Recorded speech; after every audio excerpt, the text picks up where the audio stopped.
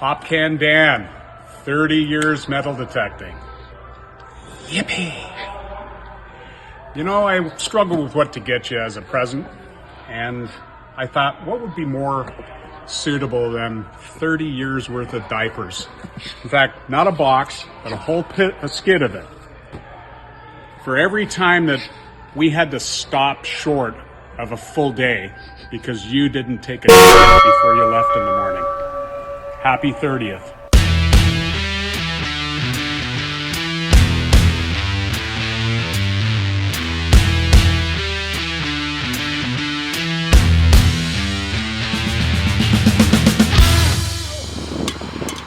Come on, really? Who does that? Hey buddy, I want you to know I'm very proud of you for getting the help you need. It's not easy when you have a problem. You keep your hand out of there. Beard, this is an anniversary video for him. Why would we be doing an anniversary party thing? The guy literally only finds pickles and spoons. 30 years?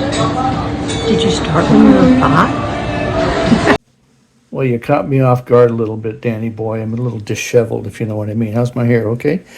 So, Danny has been involved in metal detecting for 30 years. That came as a huge surprise to me. He barely seems 30 years old himself, but he is a legend, an absolute legend. Pop Can Dan, he finds things before they get lost. That's how good he is. And, he started metal detecting in his mother's womb. I hope he didn't find anything, but, that's how experienced he is. So good on you, Danny boy. Congratulations on 30 years in the hobby. And I'll be looking forward to many more videos, maybe for another 30 years. Good stuff. Take care, buddy. Hello and welcome. This is Jack from Radio World, and it's not too often that I get to congratulate people for 30 years of metal detecting. Of course, we've had some of the greatest detectors in the world through our store here, and nobody's more memorable than Pop Can Dan. Radio World is the home of champions who really want to recognize Dan with his own trophy. No, not the Mind Lab Cup, of course. A Pop Can Dan special. Congratulations, Dan, and thank you for years and years of serving the community and good times. Hey, congratulations on 30 years of doing whatever it was you were doing, Pop Can Dan. We all appreciate it a lot. Hey, I'm here to celebrate a true milestone for my friend, Pop Can Dan, who has officially reached the 3-decade mark in the wonderful world of metal detecting. 30 years of unearthing treasures that make a pirate chest look like pocket change. You know, Dan, some people call it an eccentric hobby, but I like to think of it as a high-stakes game of hide and seek with inanimate objects. Now, if you ever wondered why Dan always has a metal detecting with him, it's not because he's lost his car keys one too many times, although that's debatable. No, it's because he's mastered the art of turning every park visit into an archaeological expedition. So here's to Pop Can Dan, the unsung hero of lost pennies, discarded soda tabs, and the occasional rusty nail. May your next 30 years be as electrifying as the time you found that amazing ancient artifact, remember? That 1990s flip phone? Yeah, that's back when you started, my friend. Cheers to Pop Can Dan. You are a true metal maestro. Congratulations, my friend. Did you say Pop Can Dan is celebrating 30 years of metal detecting?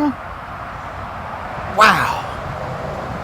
That's like last century he started. I remember Dan's first metal detector was steam powered. And the shaft was carved from one giant piece of mammoth tusk. The instructions alone were hand chiseled into clay tablets in cuneiform. Even his early digging tools, they were just groundbreaking. Dan, you are a true pioneer of the hobby, and even though you have all those years of experience behind you, I'm betting that your best finds are still yet to come.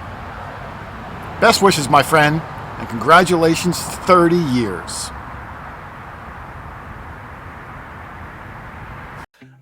All right. Hey, everybody. Bob Can Dan. Hey, so listen, this is going to be a two-part video, and this is really neat, and it's special to me. This video, this one is special to me, and the reason being, it's two parts, and I want to make it two parts because first part is I want to celebrate 30 years metal detecting. And you know what? Normally I'm not the kind of guy, hey, let's have a party, look at me, but you know what? When I started getting around close to the 30-year mark, and I tell people that, and people say, how long have you been detecting? I said, well, I started in March of '94. And they start doing the math, and they're like, oh, man, I wasn't even born. You were detecting 3 years before I was born. Hey, it is what it is, man. And it's like, I think it's a great milestone. 30 years. 25 years slipped by me, and I totally forgot it. Didn't even think about it. Till I was talking to somebody, and I think it was might have been the Bradford Beeper, and he said to me, "You're like a year away from 30 years," and I'm like, really?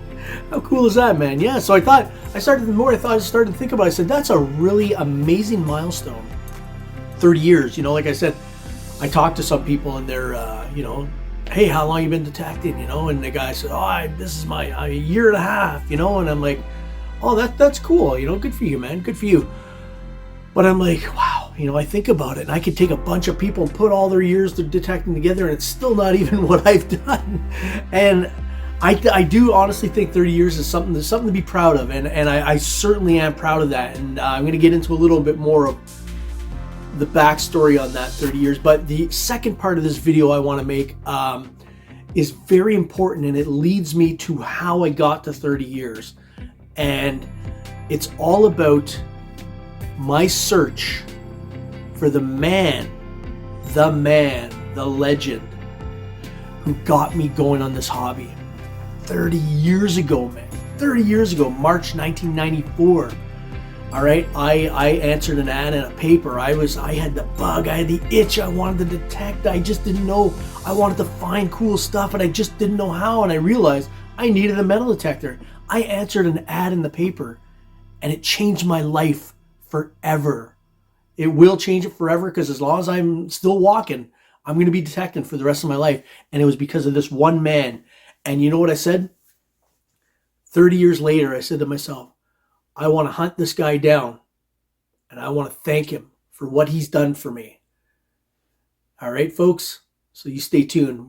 I'll show you. It's going to be quite a ride. Hang tight. Let me get started on this. All right. So I want to talk about 30 years, and I'll be honest with you. When I started, and like I said, I'm going to get to how I got into the hobby later with the man, the myth, the legend, Fred. All right.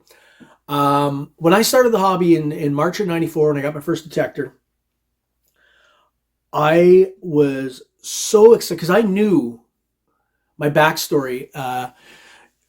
I knew by age 10. I was in 1980. I was 10 years old. So kind of, you do the math, you can see how old I am. I went to see Raiders of the Lost Ark in the theater with my parents brought me. And I remember walking out of that movie house, and I walked out a different person. I was like, the adventure, everything. I'm like, it's for me. This is what I want in life. I want to find stuff. I want to find cool stuff, like Indiana Jones did. So as I started to get into my teen years, I would, we'd be looking around. There was an old abandoned house near us from 1740, and I grew up in Montreal, in Quebec. And, as teenagers, we'd climb into the, preteens, 11, 12 years old, climbing through the window into this abandoned house and looking, my buddies are looking around, what can we break, and meanwhile, I'm looking around like, hey, look at this, I'm looking at the architecture, and I'm like, I knew, I just loved history, and until the day I found it was a hand forged, it was almost like a nail, but It had string hanging off it. It was in between the walls, and I looked at it and I'm like, this is so old, but I was holding the history in my hand, and I never forgot that, you know. And then as I got through my teen years, I was the guy looking for stuff. My buddy Mike, who I grew up with, will always tell you that. He goes, yeah, Dan was always the guy looking, treasure hunting, but with no metal detector, and he was just trying to find stuff on the ground. And I did. I found the odd stuff. It was pretty cool. But I knew my entire life, you know. But you go through your teen years and you start getting into sports and girls and things like that. And it kind of loses track a little bit, you know. But so it wasn't pretty much till I moved to Ontario in like I said, it was February of 94 when I moved to Ontario. And I knew I started going to libraries and researching local history, and I was like, whoo, man, there's some serious stuff here, serious stuff. But I didn't know how to obtain this stuff. You know, like I want to find history. And then I saw an ad in the paper and it said, you know, metal detectors for sale, da da da. And I was like, oh, that's the other part of the story. I'm not going to get to that. So anyways, let's just skip over that. And I got a metal detector. And I was so excited because I wanted to go find stuff. But at the same time, I'll be honest with you, I was embarrassed to have a metal detector because of the cliches you see on TV and stuff like that. Metal detectors for nerds, and the guy in the, you know, on the beach in his sandals detecting, and everyone makes fun of him. And I'm like, I don't want to be stereotyped like that, but I want to detect, you know? So I was caught between a rock and a hard place. And I'd go to like the beach with my detector, and I'd bring it. I'd go there like at sunset when no one was around, and I would look like this, and I'd take it out of the trunk, and I'd go down to the beach, and I'd run around for a bit. And if I saw somebody walking down the path, I'd run back, throw it in my trunk. And I was a little bit embarrassed. It was crazy, but but then it didn't last long. It didn't last long. It started to, I didn't care who saw me and stuff like that. And I was the parks and beaches guy when I first started. And I remember I went to this one field, and it overlooked Lake Ontario, and I knew there was something going on around there. And I remember I went into this one part in the woods, the wooded area at the top of the hill, and I got it right here. I found this hand-carved pewter dove. This was one of the first real finds I ever found. And this thing, I was just flabbergasted. This was the real, what I was talking about all growing up through my, you know, my life. This was what I wanted, real history I could hold in my hand. And I did it, man, with a metal detector. And I was so excited, you know. And so it just went through the years. I just started to go more and more. But I'll tell you this, I was a lone wolf detectorist for 22 years, 2016. Until 2016, from 1994 until 2016, I had never detected with anybody, just myself, alone. I didn't know about the metal detecting community. I didn't know about social media. I knew nothing. And I saw an ad online, and it said, Radio World, Toronto, big metal detecting event on Toronto Island. KG and Ringy from the TV show Diggers are going to be there. And I'm like, oh, I love these guys. These guys are what really lit a fire under me again, you know, to get really back into it. And so I called Radio World, and they said there was only 50 tickets available. I called them immediately, and I said, hey, can I get in on this? And they said, yeah. And I bought a ticket, and I went to this event on Toronto Island. It was hosted by Radio World and Jack Summers, the Toronto Metal Detecting Club. And I will tell you this, that day changed my life again.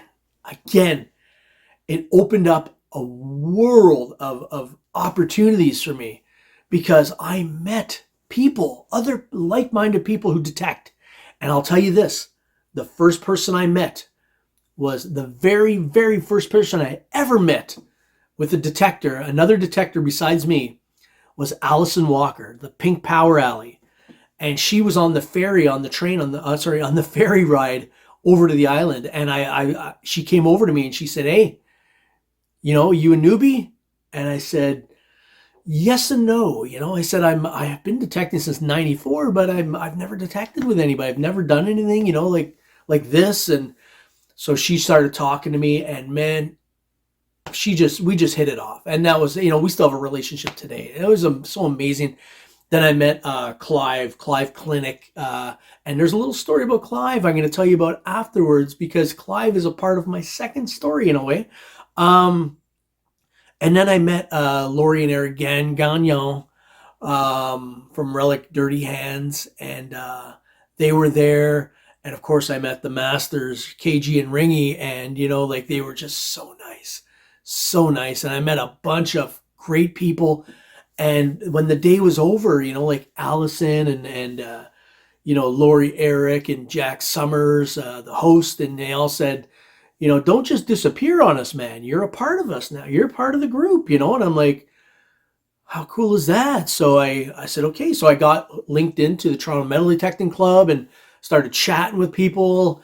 And it was really amazing. That really opened the doors for me through social media.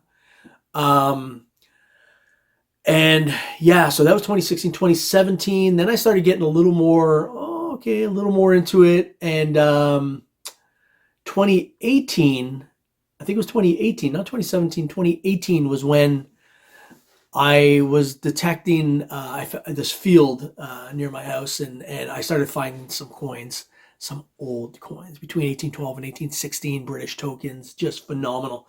And I was like, I've never really found stuff like this kind of caliber of stuff. I found a few really cool relics and things, but I was on a sweet spot, and I didn't know what to do, So I'm like, oh, so I posted on Facebook, and I said, hey, is there anybody who lives in my area who wants to detect, And this guy responded to me. He said, I think I live near you. He goes, I wouldn't mind going out with you, man, if you want to. I said, okay, I got a spot. I think I got a pretty good spot for us. And the guy that answered it, his name was DJ Dowling, aka Redbeard Relic Hunter. And that's how I met Redbeard. And we I invited him. I told him where to meet me, and we met, and we wandered off into these fields alone. He pulled up in a white van, and we wandered into the fields alone. I figured, what, I'm toast. Here I met a guy online, and we're going into the fields alone. He got out of a white van. It's not a good recipe. But hey, you know what? He wasn't a serial killer. He was a good guy, and still is a good guy. Sorry. And we went into those fields and we pulled out some amazing coins together. And that was the beginning of our friendship from that day forward. And, it's something funny too. The time before I went down there with DJ, I went down and I was listening to the radio. And as I was pulling up, the song was playing. It was the middle from Jimmy Eat World. It just takes some time, little girl, you're in the middle of the ride. And I got out of the car and I was singing that song, walking into the fields, and I started finding some old coins, and I was singing the song, and it became my walk-up song. Like in baseball, you have your walk. That became my walk-up song, and it was so cool. So DJ and I forged a friendship, and we started going out a few times again, and he brought me to some of his places, and we go back and forth, and I try to, now he's saying to me, you're a permissions guy now. You got to be permissions, man. Don't be doing parks and beaches anymore. Permissions are where it's at, where all the real history lies. You can get clad and maybe a ring on the beach, and that's fun. He said, but you love history, man. He goes, you got to go for the permission. So that's what I did. I started trying to get permissions. I got a few, and I'd invite DJ, and he invited me to some of his again. And I remember the one day he said to me, he said, Dan, you need to, he was making videos at the time. He was a Redbeard Relic Hunter, and so I was really cool. I thought it was so amazing watching his videos, and he did a great job. And he said to me the one day, he said, you know what? I am sick and tired of you being in my videos.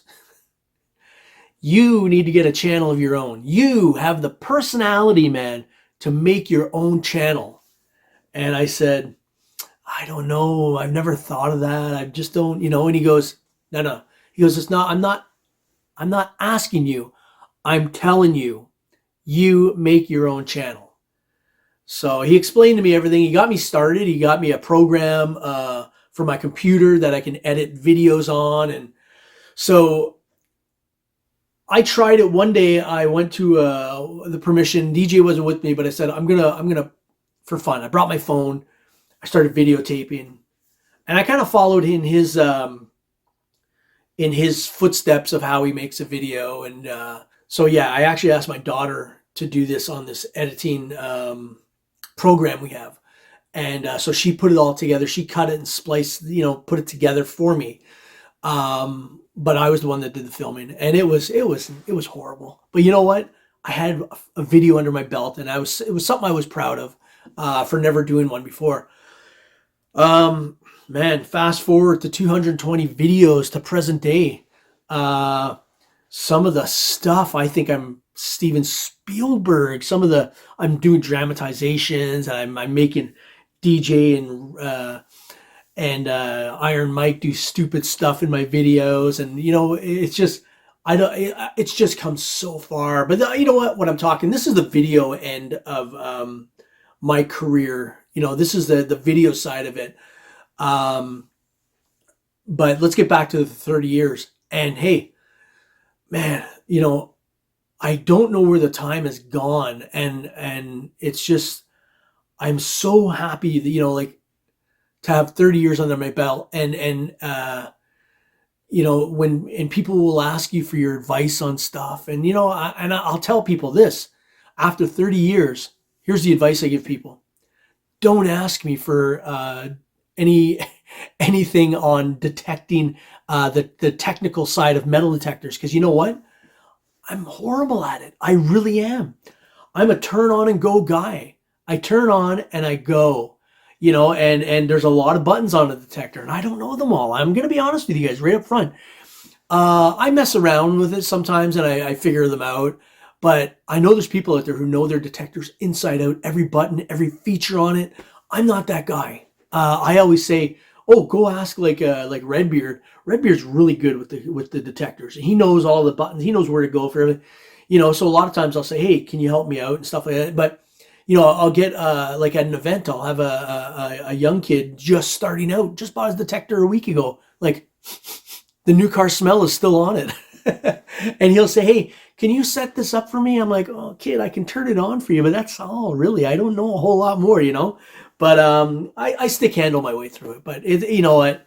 It's good, and that's me. I'm not on the technical side of things, So yeah, so there it is. Oh, here's one last thing I wanted to talk about in my 30 years. I'm going to show you something cool. Check this out.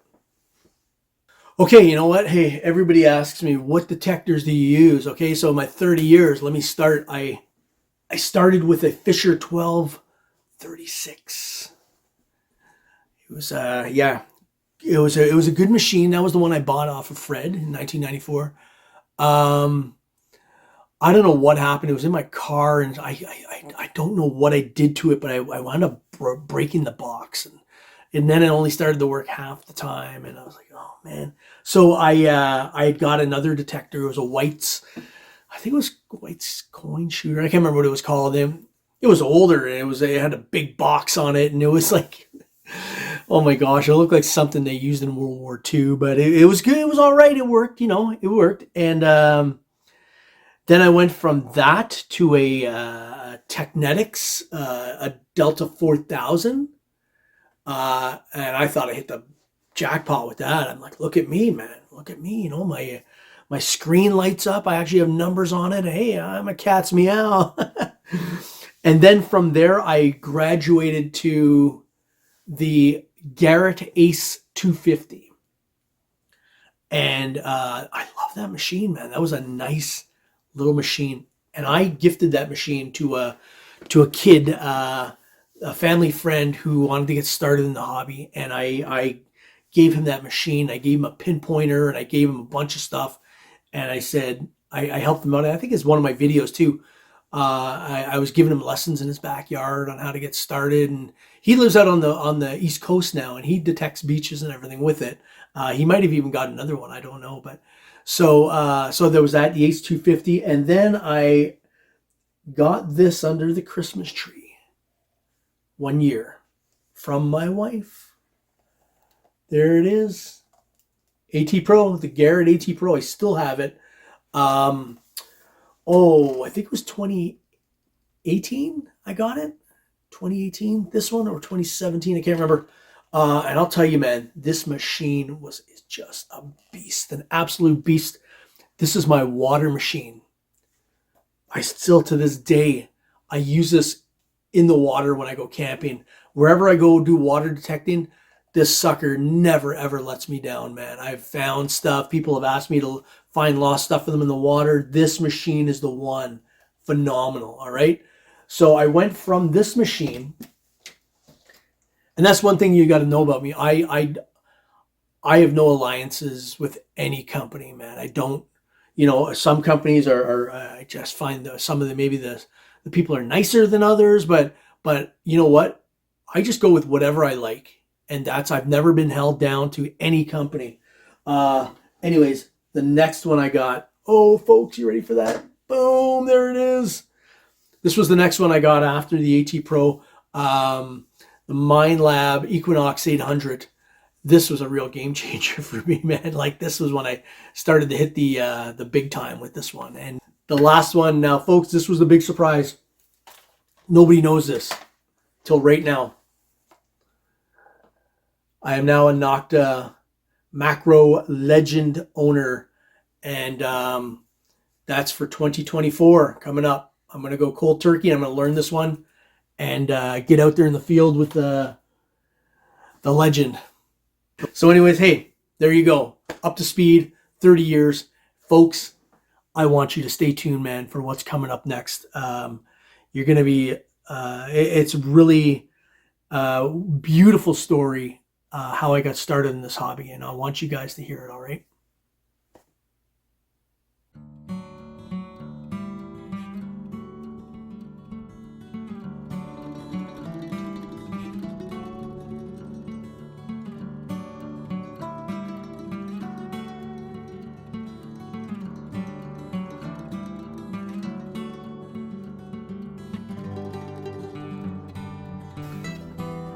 Hi everybody, it's Jen, also known as Kenzie's mom, Caleb's mom, Dan's wife, but for the purpose of this video, I am Mrs. Popcan Dan. And I'm just here to say congratulations, honey, 30 years.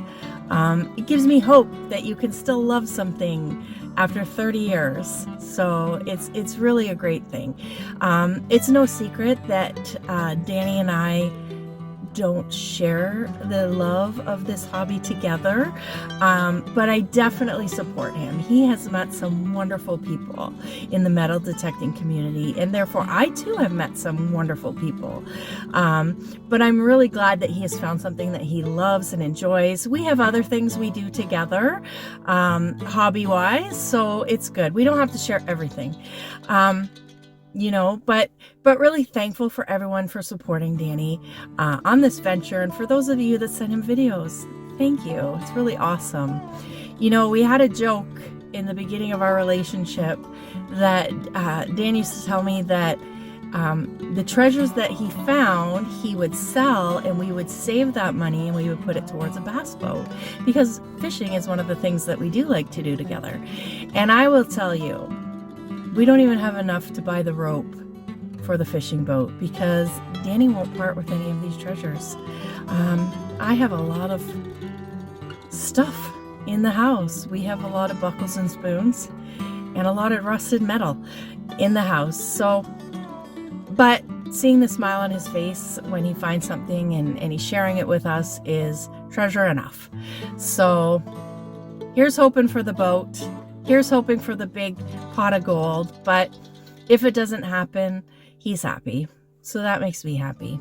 Congratulations, honey, on 30 years.